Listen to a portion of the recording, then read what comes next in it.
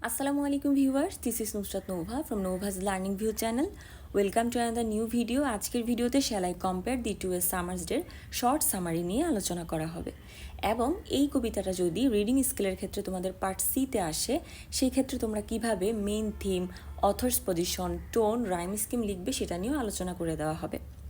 Shall I compare thee to summer's ডেকে মূলত বলা হয় যে সনেট 18, কারণ শেক্সপিয়ারের 154টা সনেটের মধ্যে এই সনেটটা ছিল প্রশংসিত, তাই তোমরা এই টাইটেলটাকে সনেট 18 হিসাবেও ইউজ করতে পারো বা পরীক্ষায় সনেট 18 হিসাবে এটা আসতে পারে। তো এই shall I compare thee to summer's day মূলত কয়েক জায়গায় অর্থাৎ কিছু কিছু ক্রিটিক এটা মনে করেন যে WH নামের একজনকে বা একজন বন্ধুকে সম্বোধন করেই শেক্সপিয়ার এটা লিখেছেন। আবার কেউ কেউ মনে করেন কোনো মেয়ে বন্ধুকে বা তার বিলাভডকে তিনি ইন্ডিকেট করে বা ডেডিকেট করেও মূলত এই কবিতাটা তিনি লিখেছেন। Shall I compare thee to a summer's day, thou art more lovely and more temperate? এখানে মূলত উইলিয়াম শেক্সপিয়ার তার বন্ধুকে, এখানে বন্ধু বিলাভড হোয়াট এভার, অর্থাৎ আমরা ওইভাবে করেই এটাকে লিখব যে তার বন্ধুকে উদ্দেশ্য করে লিখেছে। এখন এই যে বিলাভড কিন্তু বন্ধু হতে পারে, তো বন্ধুকে উদ্দেশ্য করে মূলত তিনি একটা প্রশ্নের মাধ্যমে এই কবিতাটা শুরু করেছেন যে আমি কি তোমাকে গ্রীষ্মের দিনের সাথে তুলনা করব। মানে তিনি কনফিউজ যে তুমি এতটাই সুন্দর যে আমি কি তোমাকে গ্রীষ্মের এতটা সুন্দর একটা দিনের সাথে তোমাকে কি আমি তুলনা করতে পারি। এখানে মূলত তিনি একটা বিভ্রান্তিতে আছেন। কেন বিভ্রান্তিতে আছেন? কারণ তিনি মনে করেন যে গ্রীষ্মের যে সৌন্দর্যটা তার থেকে তার বন্ধুর সৌন্দর্য বেশি নিখুঁত, এবং তিনি মনে করেন যে তার বন্ধুর সৌন্দর্য গ্রীষ্মের চেয়েও আরও বেশি সুন্দর, আরও বেশি টেম্পারেট।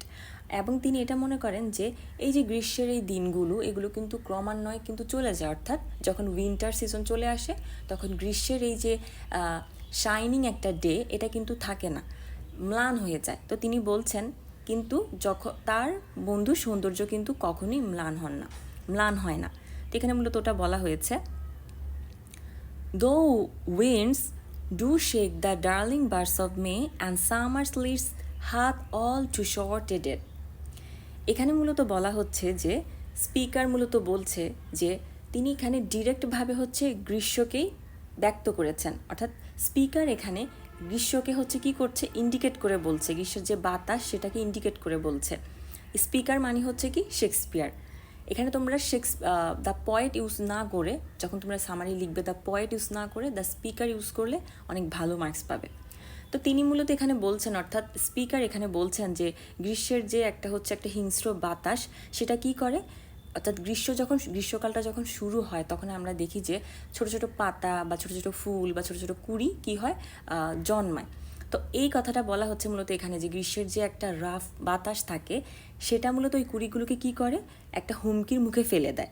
তো এখানে মূলত তিনি যুক্তি দেন যে গ্রীষ্ম এই যে গ্রীষ্মের যে সৌন্দর্যটা তাই এটা বেশি দিন স্থায়ী হয় না এবং একটা পর্যায়ে এটা শেষ হয়ে যায়, কিন্তু এই যে তার বন্ধুর যে সৌন্দর্য সেটা কখনোই শেষ হয়ে যাবে না, সেটা অমর হয়ে থাকবে এই কবিতার মাধ্যমে। অর্থাৎ তিনি বারবার সেম কথাগুলো বলছেন, গ্রীষ্মকালের যে আবহাওয়াটা সেটাকে তিনি ইন্ডিকেট করে মূলত এখানে এই যুক্তিগুলো দাঁড় করান, অর্থাৎ তার বন্ধুর সৌন্দর্য পাশাপাশি এখানে কি করলো, কম্পেয়ার করলো কিভাবে, গ্রীষ্মের যেই আবহাওয়াটা সেটার সাথে।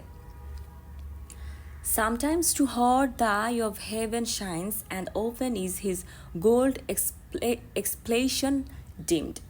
এখানে মূলত বলা হচ্ছে যে তিনি তিনি আরও এক্সপ্লেইন এটা করেন যে প্রকৃতির এই যে বিভিন্ন অবয়বগুলো তিনি ব্যবহার করেছেন, যেমন eye of heaven, then complexion dimmed, এই যে তিনি বিভিন্ন অবয়বগুলো ব্যবহার করেছেন, এগুলো ব্যবহার করে তিনি বলেন আমরা দেখি যে গ্রীষ্মকালে কি হয়, সূর্যের তেজ মাঝে মাঝে অনেক বেশি থাকে, আবার মাঝে মাঝে কমে যায় বলতে কখন কমে যায়, যখন আকাশ মেঘাচ্ছন্ন হয় তখন কি হয়, গ্রীষ্মের এই তেজটা কমে যায়।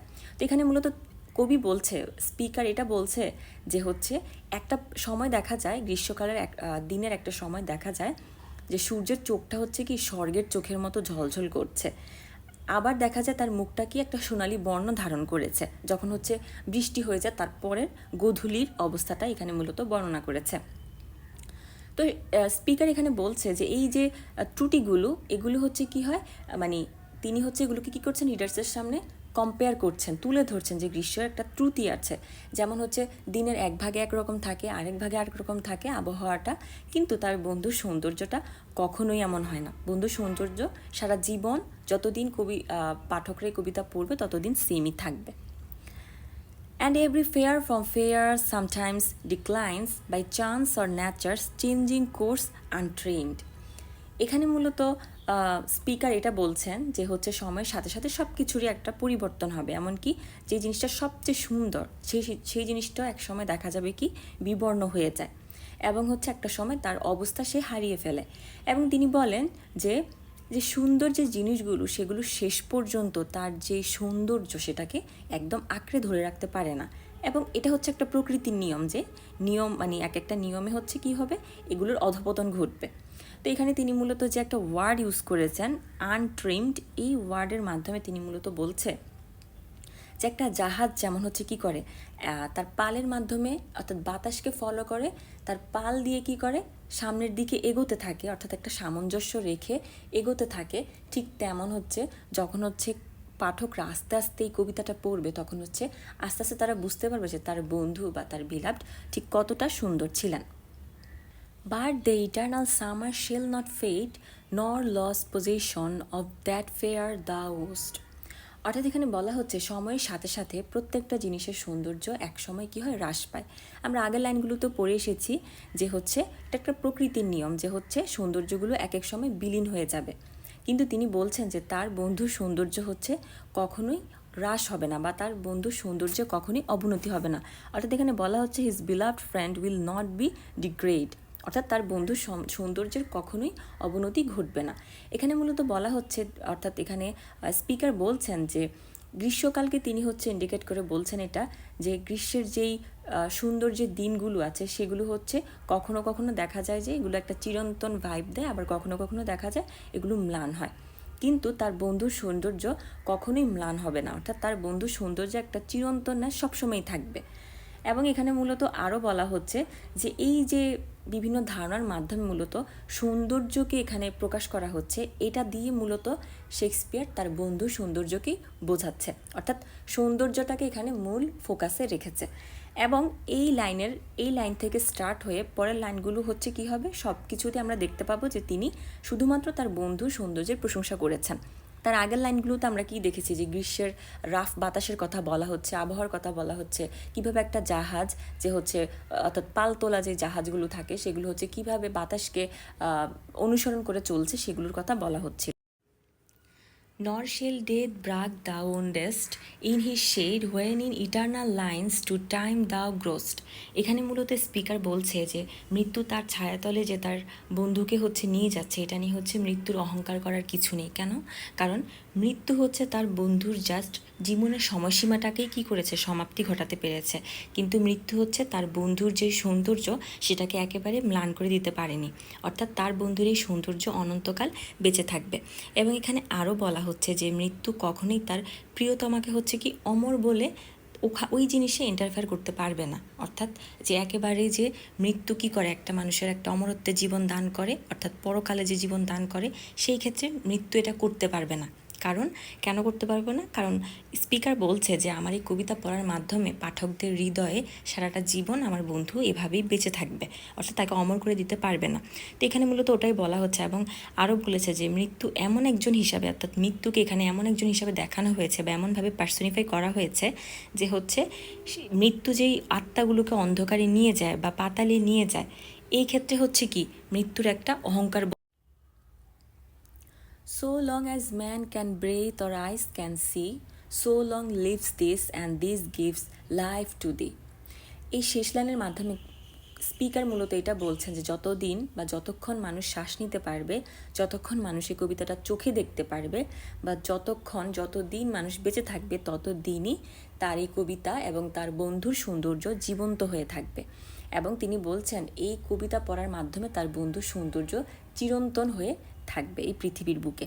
এখানে মূলত কবি এই ভবিষ্যৎবাণীর মাধ্যমেই এই কবিতাটা শেষ করেন এবং তিনি বলেন যে যুগে যুগে সব কিছু বিনষ্ট হয়ে গেলে, ধ্বংস হয়ে গেলে বা সব কিছুর মৃত্যু হয়ে গেলেও তার বন্ধুর সৌন্দর্যের কখনো মৃত্যু হবে না। এবং তিনি শেষমেশ এমন হয় যে তিনি হচ্ছে একটা বিভ্রান্তিতে ভোগেন যে হচ্ছে তিনি তার বন্ধু সৌন্দর্যের সাথে সামারের সৌন্দর্য কম্পেয়ার করে কি ভুল করেছেন কি না, অর্থাৎ এতটাই সুন্দর তার বন্ধু যে হচ্ছে সামারের সাথে সৌন্দর্যটা তিনি কম্পেয়ার করে ঠিক করেছেন কি না। ঠিক এমন প্রশংসার মাধ্যমেই কবিতাটা তিনি শেষ করেন। এখন আমরা দেখব এই কবিতার মেইন থিম কী ছিল। The main theme of this poem is the power of beauty to overcome normal কম্প্যারিজনস। এবং টোন কী ছিল? টোন বা মুড সেম কথা। টোন বলতে বোঝায় হচ্ছে এই কবিতাটা কবি কোন মুডে বা কোন টোনে থেকে লিখেছেন। এখানে মূলত টোন বা মুড হচ্ছে অ্যাফেকশনেট, অ্যাডমায়ারিং এবং ইন্টিমেট। আমরা হচ্ছে সবগুলো বুঝবো, সামারিটা ভালো মতো বুঝলে আমরা দেখবো যে আসলে এখানে একটা অ্যাফেকশনেট টোন এসেছে, অ্যাডমায়ারিং টোন এসেছে বা ইন্টিমেট একটা টোন এসেছে। এখানের অথর্স পজিশনটা কি? অথর্স পজিশনটা হচ্ছে সাবজেক্টিভ, যেহেতু এখানে shall I compare thee to a summer's day, এখানে আই ইউজ করা হয়েছে সেই ক্ষেত্রে, এবং এটা একটা সনেট, সেই ক্ষেত্রে এটা হচ্ছে সাবজেক্টিভ একটা অথর্স পজিশন শো করছে। এবং রাইম স্কিম হচ্ছে, অর্থাৎ এই কবিতার জন্য রাইম স্কিম হচ্ছে A B C D E F G G. কীভাবে তোমরা theme, summary, tone, author's position, rhyme scheme লিখবে সেটা নিয়ে একটা আলাদা ভিডিও আছে চ্যানেলে। সেই ভিডিওটা দেখে হচ্ছে তোমরা খুব সহজেই আননোন কোনো কবিতার লাইন থেকে তোমরা হচ্ছে এগুলো নির্ণয় করতে পারবে। ভিডিওটা আমি ডিসক্রিপশন বক্সে দিয়ে দিব, বা হচ্ছে তোমরা প্লে স্টোর থেকে চেক করে নিতে পারো। তো আশা করছি আজকের ভিডিওটা তোমরা বুঝতে পেরেছো। কোনো কমেন্ট থাকলে অবশ্যই কমেন্ট বক্সে জানাতে হবে। ধন্যবাদ।